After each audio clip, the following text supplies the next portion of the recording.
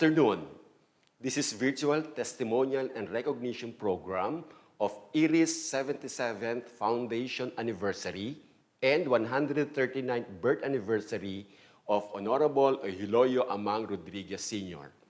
To start our program for this afternoon, I would like to encourage everyone to please join us in singing our national anthem. But first of all, let us all put ourselves in silence to our invocation to be led by Earist Choral, care of Professor Agnes F. Amurin, to be followed by singing our national anthem by Earist Choral again, care of Professor Evan John S. Magno.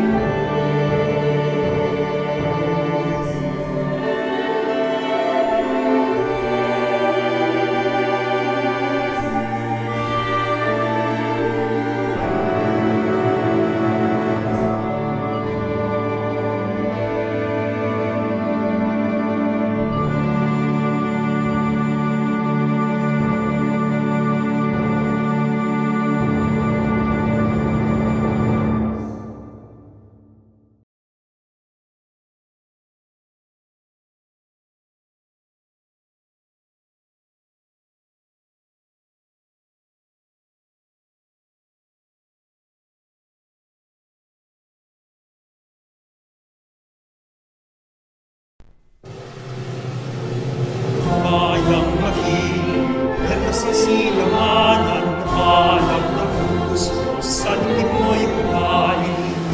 Ang hirap, yan ka nang magiging sa manlunan. Di ka ba sisir sa dagat at bundok, sa simulan, sa aking mga may ginawang ginamit sa kayang nila mahal. Ang kisap ng wala, hindi na alam ang bituin na kanyang tingin ay di mabiling buwan ng araw ang walang pagsinta, buhay langit sa akin mo.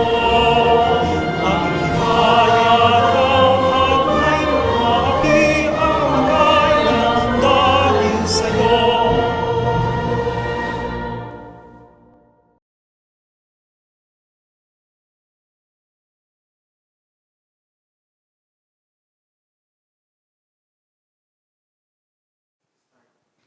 Thank you, Iris Coral. Now, at this point in time, I would like to welcome an innovative man, a man of enthusiasm in research and extension, our new Chief of Administrative Officer to give us a welcome remarks. Ladies and gentlemen, it's my honor to present to you Engineer Rogelio T. Mamaradlo, Director, Administrative Services.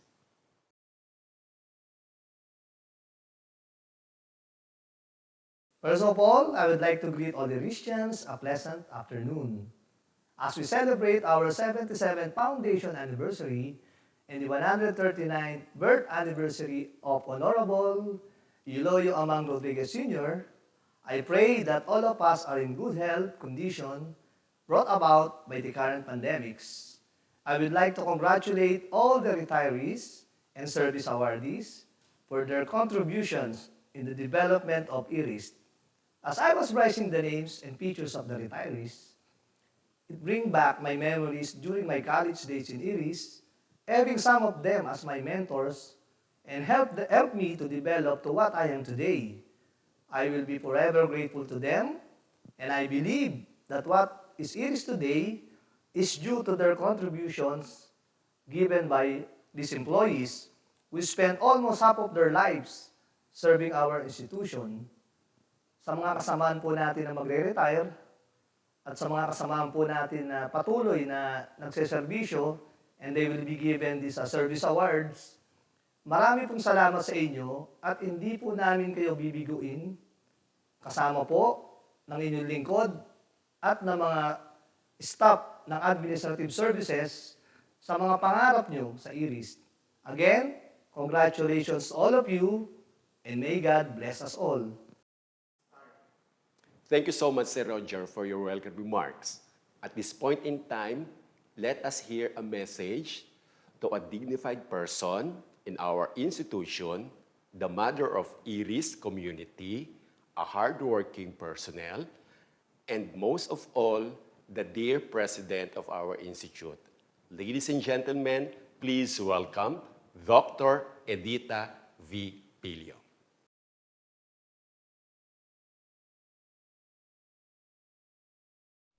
Good afternoon, my dear Eristians.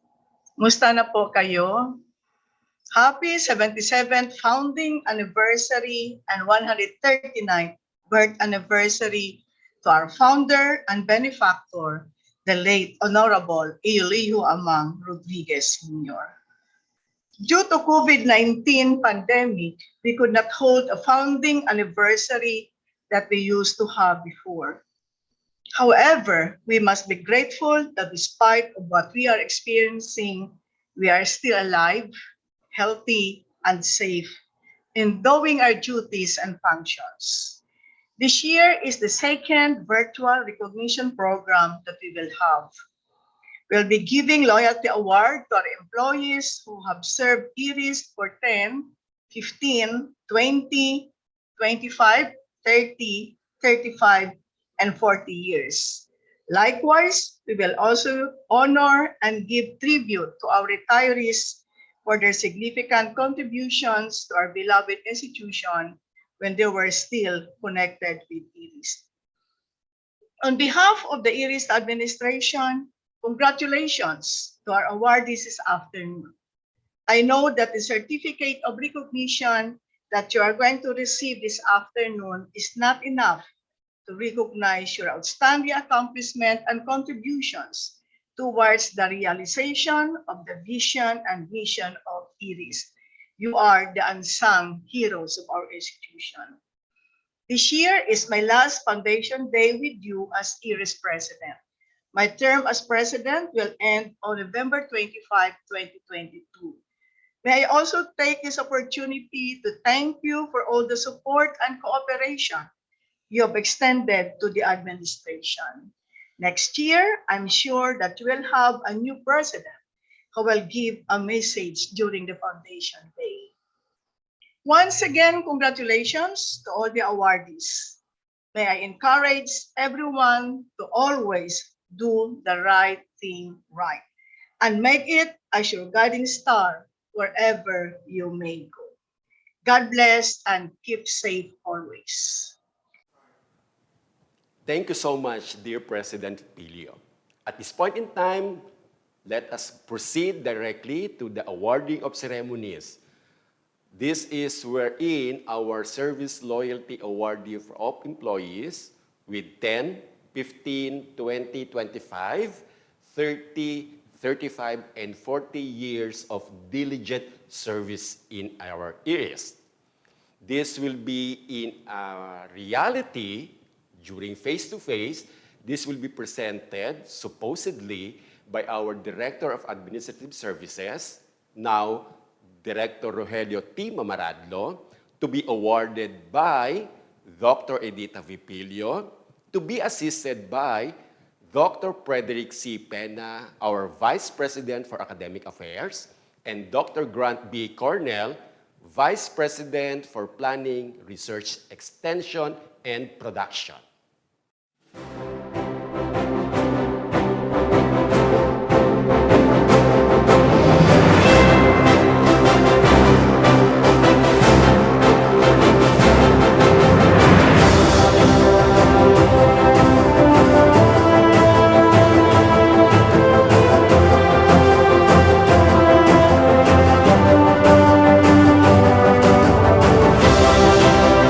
Retirees 2021,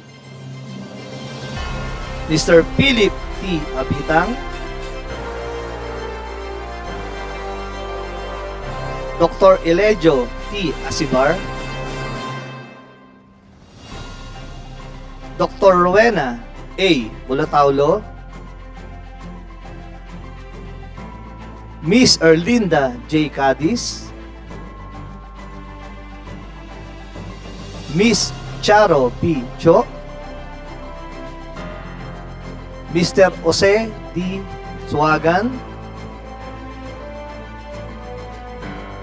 Engineer Luisito P. Tolentino,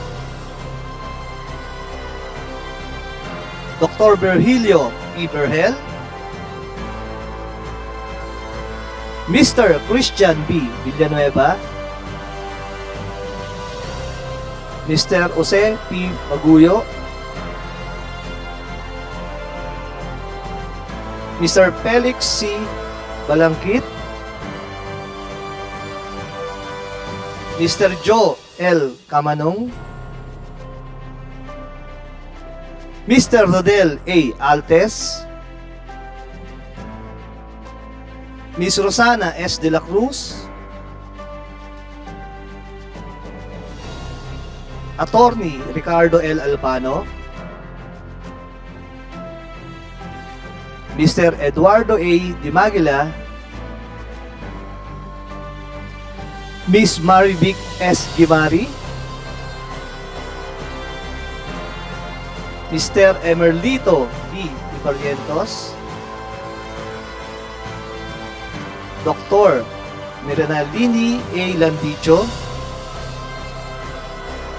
Dr. Gloria T. Miano. For loyalty awardees, 10 years of service, Mr. Enrico F. Abasolo, Engineer Lydia N. Era,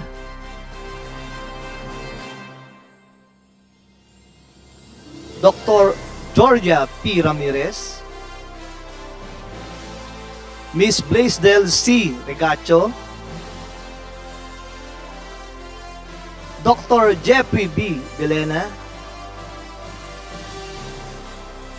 Mr. Enrico P. Dingad, Miss Aname L. Dublado, Miss N. Camita M. Balingkit,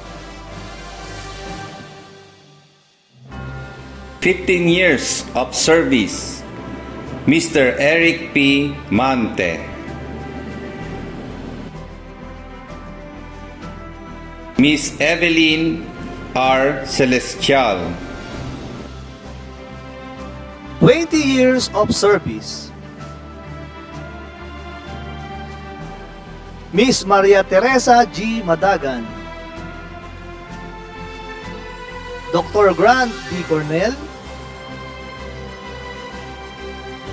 Dr. Celia E. Carino, Dr. Willie O. Gapasi,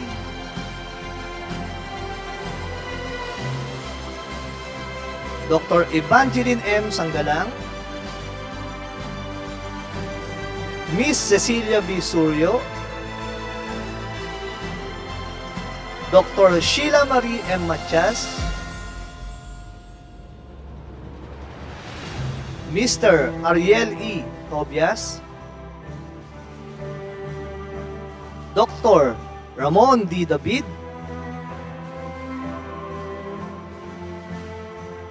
Mr. Joseph T. Moraca, Mr. Mario Manuel B. Doctor III, Mr. Charlie B. Villaseran, 25 years of service, Mr. Johnny S. Calupas,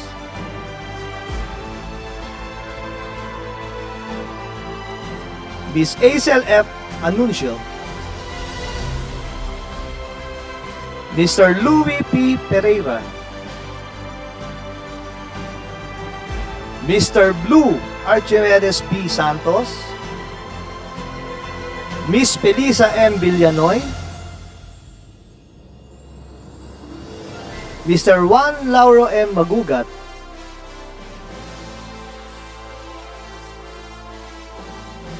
Miss Dolores A. Nieto, Miss Rodora T. Oliveros. 30 years of service,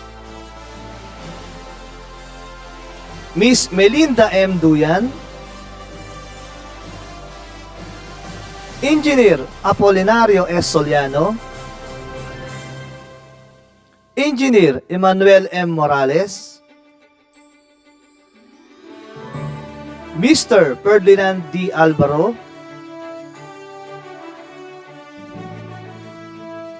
Miss Nelia A. Ortega,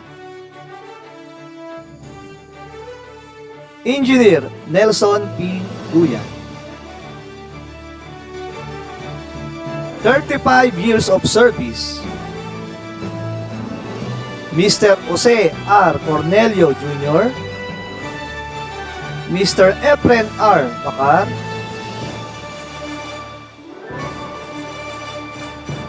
Dr. Eric C. Mendoza, Miss Ruth Lareza A. Morales, 40 years of service, Dr. Mirna B. Gulles, Dr. Elizabeth E. Soriano,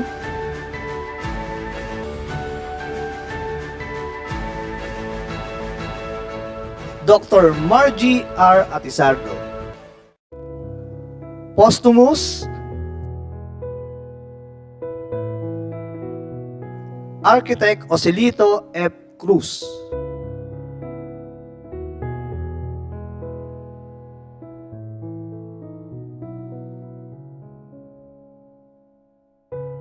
Congratulations to our awardees.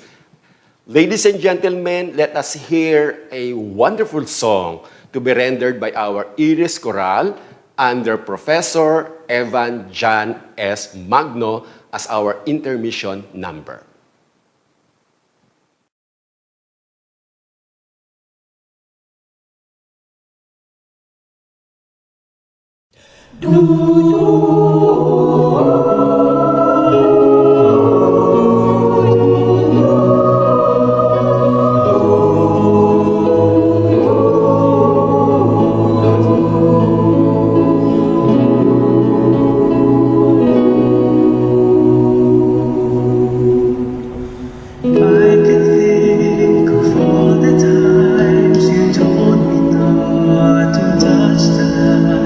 I never thought that you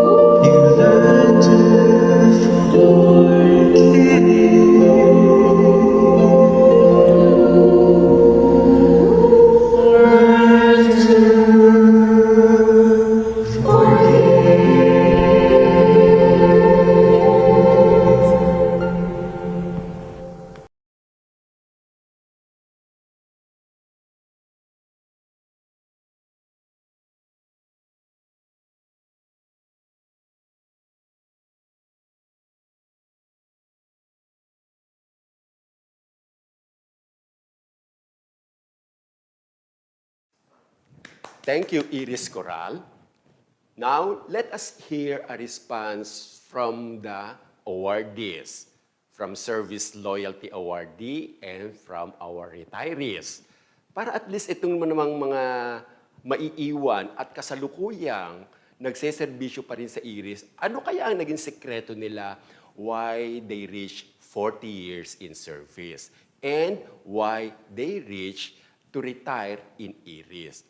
It might also encourage us nang sa ganon, meron pa rin tayong enthusiasm, meron pa rin tayong joy, meron pa rin tayong vision and mission personally to serve Iris. Ladies and gentlemen, let us start with the Service Loyalty Awardee to be delivered by one and only Dr. Mirna V. Gullias.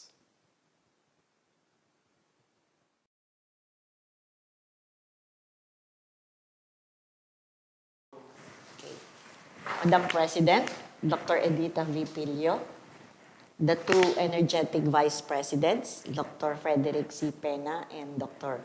Grant B. Cordell, executive officials, Iristians, ladies and gentlemen. When I was told that I have to make an acceptance speech, I was embarrassed because I'm not very good at speech making. Although I admit that I'm excited because I have too much to tell for younger employees. I started my government service on May of 1981 as auditing examiner at the City Auditor's Office at the Manila City Hall before transferring to Iris on August of 1981. Bulong lang natin ha, 40 years of service. Bulong lang yun. What have I learned from this incredible journey? This can be summarized in 3 key points. 1, accepting responsibility. If you accept responsibility for something that has happened, you agree that you were to blame for it or you caused it. Taking ownership and responsibility for something that has happened, or taking ownership and responsibility for your action is an integral part of a healthy relationship. Doing so is an empowering reminder that you have control over the role you play in your relationship. Taking responsibility creates trust and dependability. Number 2 key point is embracing change. The core definition of embracing change refers to cultivating an attitude of accepting change as a positive development and integrating it into your life without fear. After all, we cannot fight change because it is bound to happen whether we like it or not. When you hear about an impending change, gather as much information as you can about how it will affect you and the other employees so you can better understand the situation. You must stay positive, meaning positive attitude and not of COVID, definitely hindi COVID. And keep an open mind, remain focused, and be flexible. The 3rd key point is respect for humanity. Respect for humanity is an excessive regard for the opinions or esteem of others. Everyone must be afforded with respect, regardless of their position or status in the organization. Mutual respect in the workplace is important so all employees will know that they are valued for their achievements, abilities, and qualities. Being valued and treated respectfully helps to promote a positive work culture in which employees are fulfilled, loyal, engaged, and motivated to perform at their very best. I mentioned earlier that I have much to say to our younger employees who are to be the next leaders of our institute. As future leaders, my advice for you is to keep your communication line open. Communication is the single all-purpose instrument of leadership. And you cannot communicate, and if you cannot communicate, you will not lead others effectively. As a leader, keep these 3 standards to live by as you connect with your people. 1, be consistent. Nothing frustrates people more than leaders who cannot make up their mind. Once a decision is made, Stick by it and own up if it does not result in a good outcome. Number 2, be clear. Your people cannot execute if they do not know what you want. You don't have to impress them with your intelligence. Rather, impress them by being straightforward. Number 3, be courteous. Everyone deserves to be shown respect, no matter what their positions or what kind of history you might have with them. Never forget that as leaders, your communication will set the tone for the interaction of your people. Let me close this with a quote from a great Chinese thinker and philosopher, Confucius. And this is for all of us. Choose a job you love and you will never have to work a day in your life. If you love what you're doing, you enjoy what you're doing, you cannot feel stressed, you cannot feel pressured. And if you no longer enjoy the job you're doing, get out of the system.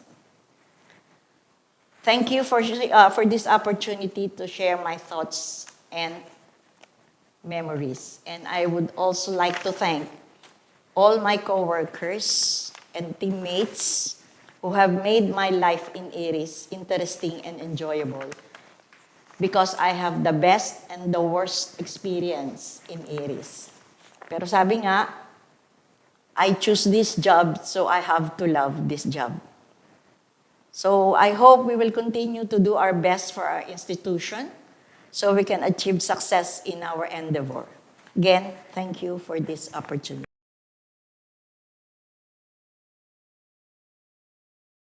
Ladies and gentlemen, it is my honor to present to you 2 faculty members who will receive a special awards under the office of Dr. Grant B. Cornell. Allow me to read the citation. Republic of the Philippines, Euloio Amang Rodriguez, Institute of Science and Technology, Nagtahan, Sampaloc, Manila. Office of Extension and Community Services awards this certificate of recognition to Ms. Tenny P. Lirasan, Best Extensionist of the Year, for her active involvement in promoting the Institute's extension agenda, which became instrument in establishing the extension linkages, and for her valuable assistance in overcoming the challenges of the COVID-19 pandemic. Given via Zoom this 28th day of January in the year of our Lord 2022, during the virtual celebration of Earist's 77th founding anniversary. Signed, Dr. Heriberto B. Astorga Jr., Director, Extension and Community Services, Dr. Grant B. Cornell, Vice President for Research, Extension and International Affairs, Dr. Edita V. Pilio, President. Congratulations, Ms. Tenny. Now let us proceed to another faculty members. Republic of the Philippines, Euloio Amang Rodriguez, Institute of Science and Technology, Nagtahan, Sampaloc, Manila. Office of Extension and Community Services awards this certificate of recognition to Dr. Edita S. Magsino, Best Extensionist of the Year, for her active involvement in promoting the Institute's extension agenda, which became instrument in establishing the extension linkages, and for her valuable assistance in overcoming the challenges of the COVID-19 pandemic. Given this 28th day of January in the year of our Lord 2022, during the virtual celebration of Earist's 77th founding anniversary. Signed, Dr. Heriberto Astorga Jr., Director, Extension and Community Services, Dr. Grant B. Cornell, Vice President for Research, Extension and International Affairs, Dr. Edita V. Pilio, President. Thank you so much for a response from our Service Loyalty Awardee and retirees. At this point in time, masakit man sa loob nating lahat na matapos ang programang ito, but in every beginning, there is an ending. I would like to call a man of action, a very dedicated person in our institution, even during the pandemic era, to give us a closing remarks. Ladies and gentlemen, please welcome our Vice President for Academic Affairs, Dr. Frederick C. Pena.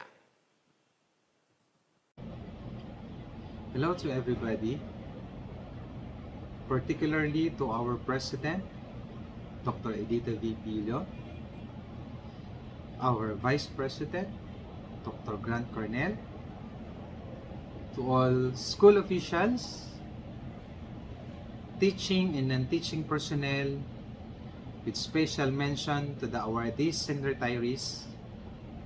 Magandang buhay po sa inyong lahat. Relative to the Testimonial and Recognition Program for the retirees, faculty, and employees, I would like to manifest that for the awardees, the certificate you receive today is an expression that this institution is acknowledging your loyalty and a commendation of your contribution towards the realization of the Institute mandate. I hope that all of us, particularly the awardees, will continue to serve the public through the services we are providing to this institution. Thank you for your hard work and dedication.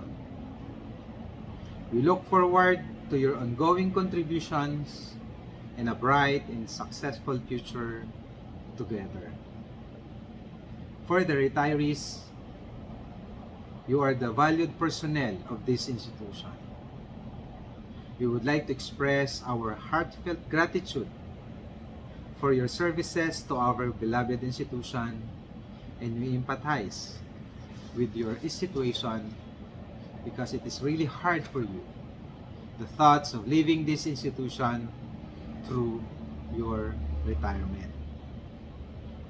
Therefore, I pray that our Creator will help and guide you in your new life. Bless you, keep you safe and healthy, and make you happy and be able to enjoy your retirement. And His loving hands guide you with the rest of your life. Once again, thank you for your services, dedication, and commitment to public service. Mabuhay po kayo. Furthermore, as we celebrate the 77th foundation anniversary of our beloved institution and the 139th birth anniversary of Eulogio Amang Rodriguez Sr., our benefactor, I would like to take this opportunity to congratulate and express my appreciation and gratitude to all Earist personnel for your loyalty, dedication, and desire to unselfishly support and serve our beloved institution.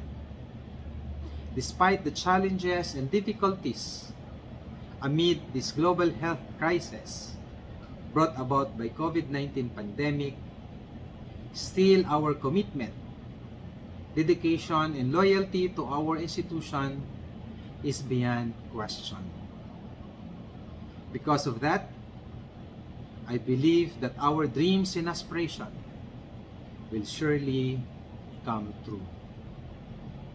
Truly, our 77th year of existence, this is an indication that we can stand and continuously face and overcome challenges for quality management, to provide services that meet or exceed the needs and expectation of our clients, particularly the students. Good luck and congratulations to everyone. Thank you so much, Dr. Pena, for your closing remarks. To finally conclude our virtual presentation of the 77th founding anniversary of Earist, let us all sing the Earist hymn and awit ng Maynila. Stay safe, everyone. Hope to see you face to face for the 78th founding anniversary next year. Thank you and mabuhay tayong lahat.